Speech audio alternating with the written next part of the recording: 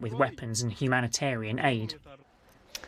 Well, I'm joined now by Lieutenant Colonel Daniel Davis, a senior fellow at the foreign policy think tank Defence Priorities. Thank you for joining us.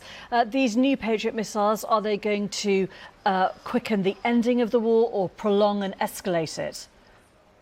Well, I think we need a little bit of a sober understanding of what these Patriot missiles can actually do, because so far they're talking about a single Patriot battery.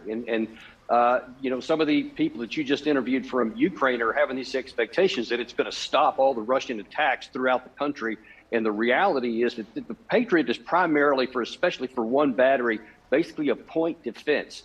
For example, you could place this at some of the critical infrastructure or critical facilities in Kiev, and you can cover a lot of Kiev and other parts of the city, but you can't even cover the entire city, much less anything beyond Kiev. So wherever you put this, you're going to have pretty good coverage, but it's not going to extend beyond that. And of course, there's also some very practical factors that it will take upwards of 90 days to minimally train personnel on how to use this. And you need 90 people to operate this one battery. So it's a pretty significant heavy lift there. And then, as you may know, the missiles are between $2 and $4 million pop. And there's not just a lot of those who just keep firing. So I'm not sure how much this is going to do beyond making people feel good today. But I'm sure, as they would say in Ukraine, anything is good. Are you saying you don't think it's going to make a practical, real difference to the defence of Ukraine? For sure it's not. I mean, just looking at this in cold, hard military points and understanding, it's going to help wherever you put it.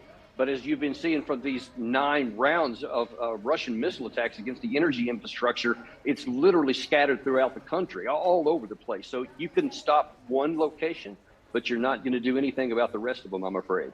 And is it the case that there just isn't the resource to send more of these or other defensive weapons? That's a curious question. I think I've seen some commentary which has some credibility to suggest that first the United States wants to send one battery to see how it works and to see how effectively the Ukraine people can operate and train up people. And then perhaps if it works, then they would bring additional batteries. But you also have to keep in mind that there's not that many Patriot systems operational in the U.S. inventory. So there's a limit to how many we even can get without putting our own security at risk.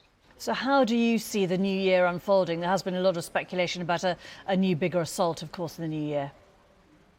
Well, you saw that series of articles in The Guardian and in The Economist just a few days ago, where all the senior leaders of Ukraine are basically saying the same story, that they expect a large winter offensive in Russia. And we've seen video evidence in just the past 24 hours of large numbers of rebuilt and modern tanks of Russia heading into Belarus and some other areas moving closer. So evidence indicates that that's what's going to happen. And, what the results of that's going to be is anybody's guess, because we've seen a lot of large-scale Russian invasions that didn't work out the way they thought, but it's also unknown how much they've learned over the past 10 months, and this one could be very significant, as the General Zaluzhny from Ukraine suggested that the Russians are improving and that these mobilizations have been effective. So I think it's a real important time coming up around the new year, and we'll see how everybody responds, both the Russians and the Ukrainians.